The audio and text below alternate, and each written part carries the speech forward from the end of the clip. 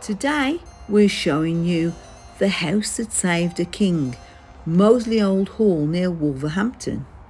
Here we're stepping back in time to get a feel for the house where Charles II felt safe enough to sleep in a bed for the first time in the 5 days since his defeat at the Battle of Worcester on the 3rd of September 1651. We'll see the bed and we'll get a look at the priest's hide he said was the best he ever was in. But I'm also going to share with you a most unexpected occurrence. It seems we weren't alone in the king's bedroom. I'm going to let you draw your own conclusions on this when you see it, but I was completely shocked. Right, let's just stand back and look at the house because it's very different to when Charles II arrived here. When Henry commissioned this house in 1600, it was a timber-clad building, completely timber-clad. But by 1870, its timbers were rotting and it had the brick facade of today. It's said that if Charles II came back now, he'd only recognise these star-shaped chimneys and the back door, through which he entered in 1651, courtesy of Thomas Whitgrave, the man of the house at that time. So let's get in there through that same door that Charles II entered. Over 300 years ago, this is the door that Charles II entered through, and he stood here with the Pendrell brothers waiting to gain access, and he described this door in detail as being 3 planks wide and heavily studded. This would be his refuge for the next 2 days. So first let's get some background information from the guide. Henry built his own house. He was rich enough to do that. He's also a devout Catholic. He thought he might get priests that could come and visit here. So when he built the house, it's believed he built it actually with hives with secret places in the house. So there is a priest hall behind that wall, and you'll see the top of it when we go round. Henry was Catholic, his daughter Alice was Catholic. She married Thomas Whitgrave, who was Protestant, Church of England. But it was agreed that the children would be brought up as Catholics. Eventually, early hours, Monday the 8th of September, the party of 4 arrived here. The 3 Pendrells are brought into the kitchen, into the brew house. They're given food, drink, they leave to go back to Bosco. Charles is taken upstairs. We'll carry on up to the King's room and continue the story upstairs.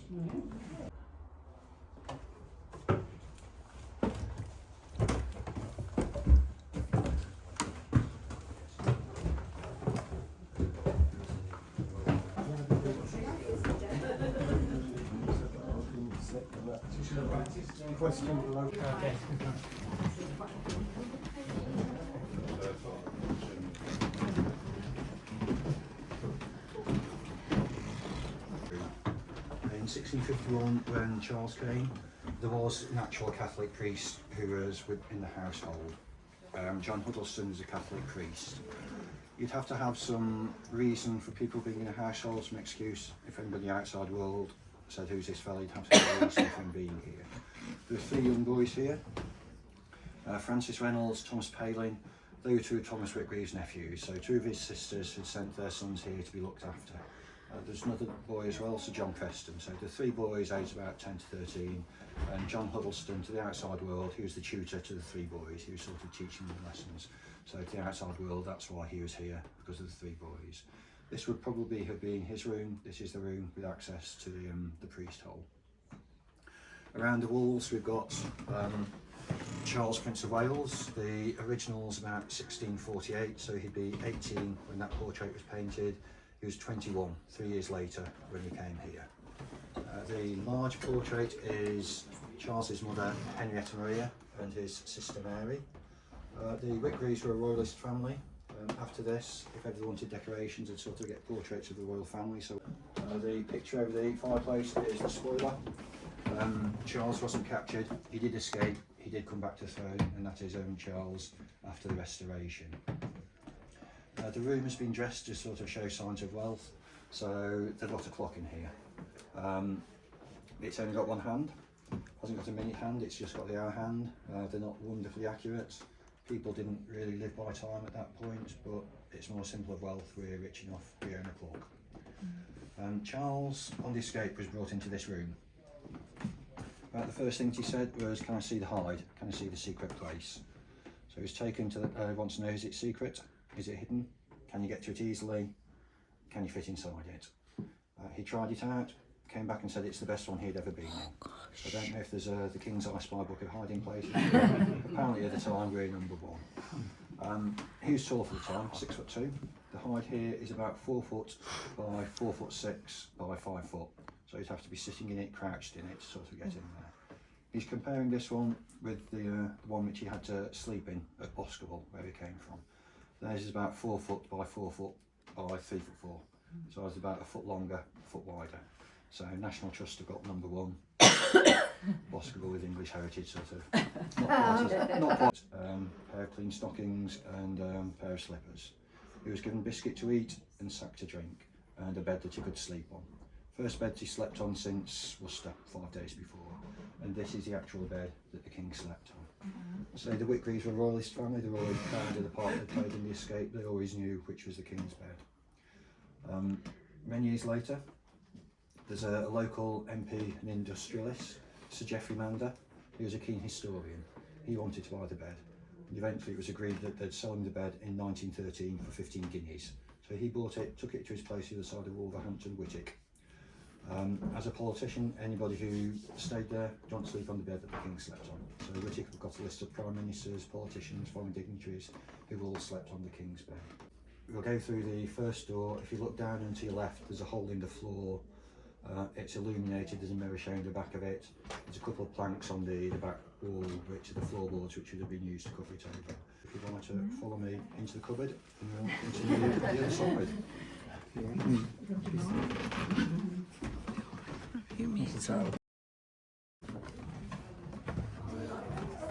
To the left there, a mirror is reflecting what's under my feet, the other bit of the hide, and there would be a couple of boards that sit on top of that gap.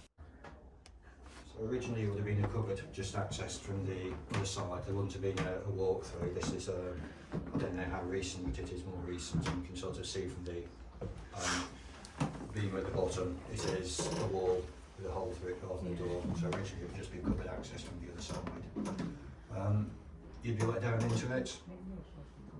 The planks on the wall put on top. It could be a linen cupboard, might have linen or something put on the floor to disguise it. There's a chamber pot in there. You keep chamber pots in linen cupboards. They thought the smell of urine and keep moths away from clothes. It might distract dogs if they brought dogs in to search. It'd be dark in there. You'd have to keep quiet. It's stuffy. It's cramped. It's built into the side of the chimney, so it's probably hot. You don't know how long you'll be in there. You don't know who you'll see when the flames come out. So it's not that pleasant, but it's definitely cool. If you're a Catholic priest, you would be executed. If you're a king, they executed his father. What would they do to him if they caught him? Floorboard in here, the station of the floorboard is probably still original in here. It's wide, elm beam, elm floorboards. So if it's elm and wide, it's probably original. The corridor past Mr. Whitgreaves' room was added at a later date to give more privacy. Into Mr. Whitgreaves' room.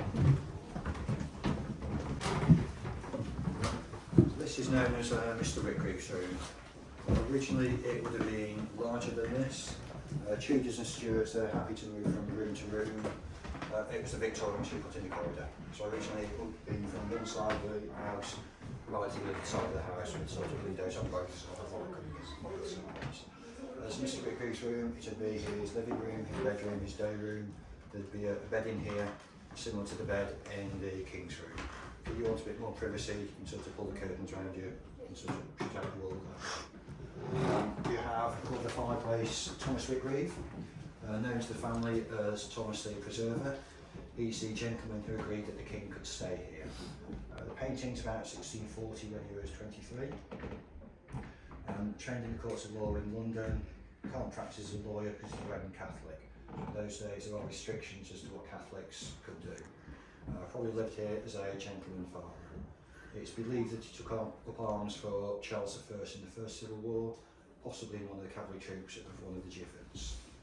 A large picture is the three royal children. So you have Charles Prince of Wales, aged about 5. With James and Mary. The portrait ahead is Charles's Portuguese wife, Catherine of Braganza. The last portrait is Charles himself. Unfortunately, he didn't have any children with Catherine, and about 15 or more illegitimate children with various mistresses. Charles, when he was here, was either in this room or in the King's room.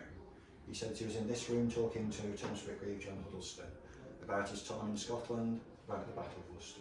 He asked to speak with Alice, so Alice, the mother, came up to have a meal with him. He was being served by Thomas Whitgrave and John Huddleston. None of the servants saw Charles. He turned up in the middle of the night. The next morning, all servants sent out on errands. There was only one servant who knew that he was in the house, who knew that somebody was in the house, and that was one of the kitchen maids. More food's going to be eaten. If you hear scratching sounds in the chimney, it's nice to know somebody's looking at a priest hole rather than thinking you've got rats or something. So she knew there was somebody in the house, she didn't know who it was. The three boys let off lessons for the day, all sent up to the attics. There's plenty of windows up there, it's got a place to look out for, so they're sort of kept on lookout. Again, they knew they were protecting somebody, they didn't know who. They were all told it was one of Father Huddleston's cousins. William Huddleston had raised troops with Charles in the First Civil War. They were told he'd been at Worcester, needed to keep quiet for a few days before he goes back up to Lancashire, back up to Cumberland where he came. Charles said he was in Mr Whitgrave's closet, and that's Whitgrave's study closet there. It's a nice, quiet area room, nice place to read and write, nice view of the main road. Charles, when he was there, said he saw troops on the main road, barefoot, bleeding, eating raw peas, raw cabbages out of the field to survive. It was the Scottish troops on the retreat from Worcester. This is the way they'd go north, the main route north from Worcester and Wolverhampton. Charles said that they were close enough that he could recognise people, recognise members of his bodyguard. At that point it's getting a bit dangerous, have to pull him back. If he can look down, recognise them. If they looked up, recognise him, he knows what they'd say. If there's any questions about anything here, we'll carry on up to the attics and continue the story up in the attics. There are 2 more bedrooms on this floor, but these are not always open to the public, so we're heading up to the attic.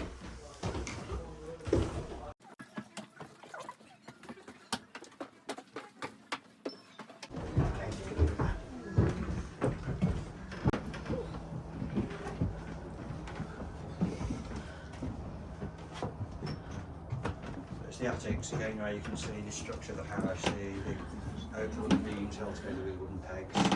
Again, you've got the narrow Tudor brickwork for the chimney. The frame leaning against the chimney they believe to be one of the original Elizabethan window frames. So when they replaced the windows in the 1870s, that was just thrown into a ditch and you see it. Some people say the bed in the King's room seems fairly high. You could have a bed which we call a truckle bed, which is a low bed like that one. It's on trucks or wheels, so a bed like that would wheel underneath one of the larger beds. If you have more people around, you can pull it out during the night, push it back in during the daytime. It's rope strung. There would be a mattress on top of that, but it hasn't got the mattress, just so that you can see the structure of it. After a while, the ropes get slack and it sort of gets a very soft, saggy bed. So if you want a firmer bed, somewhere better to sleep, you've got to pull the ropes tight. So if you hear a good night's sleep tight, you tighten the ropes on the bed like that. I think that it can take a lot. I've got a chair which is strung like that, and after 3 years or so I've sort of decided that I just pull it tight and about a good yard or so out of rope. There's another wing of the attic here, which is behind this wall here. As I said, in the brew house, we've got the malt up here. The grain shaft is on the other side of the door, and from there it just goes straight down into the brew house when they need the malt. It's a Catholic household. They would have the services somewhere in the attics. It's as far away from the doors as possible. Anybody wants to disrupt the service, you've got to get in through the doors, you've got to get it up here. Hopefully you can hide anything that you need to that's up here. The family tradition is that there's a hiding place up here in the attics. So you've got a priest hole for the man downstairs, there's a hide for the massing stuff up here. Above the little garret, there's a diamond-shaped opening. There's planks sort of being opened up. So you get everything in a big sack or a bag, shove it in there, cover the planks over. Once it's covered over, it's just another white painted bit of wood. So we'll carry on into the chapel. In 1651, this area would not have been an obvious chapel.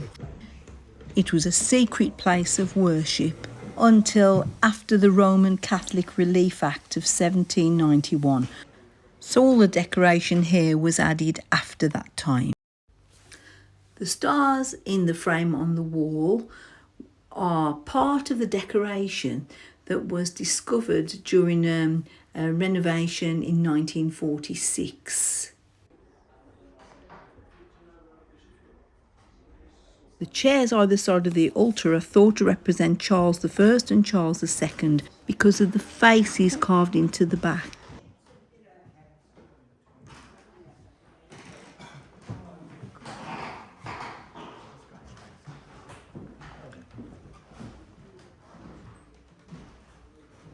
From this level, just get a glimpse of the knot garden, quite beautiful, and they're a reproduction of what would be typical.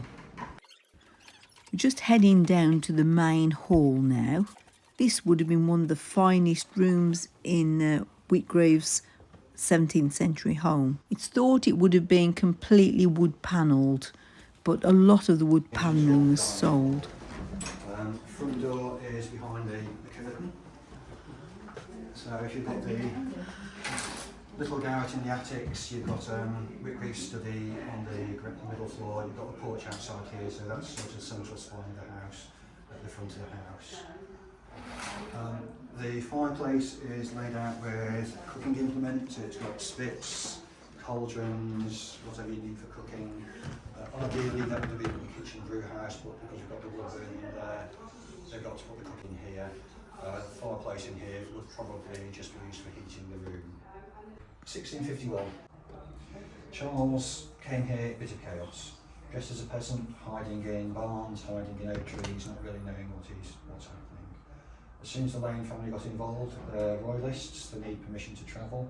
Jane Lane, the daughter of the house, had already got a permit for herself and the manservant to travel to Abbottsley to see a friend who was about to give birth. It was for herself and the manservant. So you've got a king who's got in chaos, young lady, piece of paper, Jane Lane plus another can go to Bristol. Put them together, you've got an escape plan. So it was agreed that Charles would take the part of Jane Lane's manservant to go further on his escape. So he left here late Tuesday night. Again, travelling by night for the secrecy. He thanked the family. He was given almonds and raisins by Dame Alice. He was given a cloak by Father Huddleston because it was a cold wet night. He got to Bentley Hall.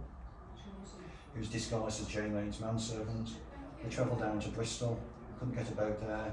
So Charles and Lord Wilmot travel on the south coast until they get to Shoreham by sea, where they can get a trip on a coal barge over to France and freedom. So Charles was about 6 weeks on the run. 3rd of September he was at Worcester, 8th, 9th for 2 days he was here, and 16th of October he got to France and freedom. It's probably the 2 days he was here that saved this house. If he hadn't been here, would the family have protected it, put the brick on the outside in the 1870s? When they sold it, apparently sold it and said you can buy it but you can't knock it down. Would Mr. Wiggin have bought it to the museum in 1940? Would the trust have agreed to take it on? None of it would have happened unless the king had been here. So it's the 2 days in the house's history, which means that the house is still here. Well, we're ending pretty much back where we started, the brew house and kitchen. And this is where, on the 8th of September 1651, the Pendrell brothers would have been bought for some food and a drink after their journey. Thanks for stepping back in time with us today, and maybe even meeting the King's Spirit. See you soon. Bye.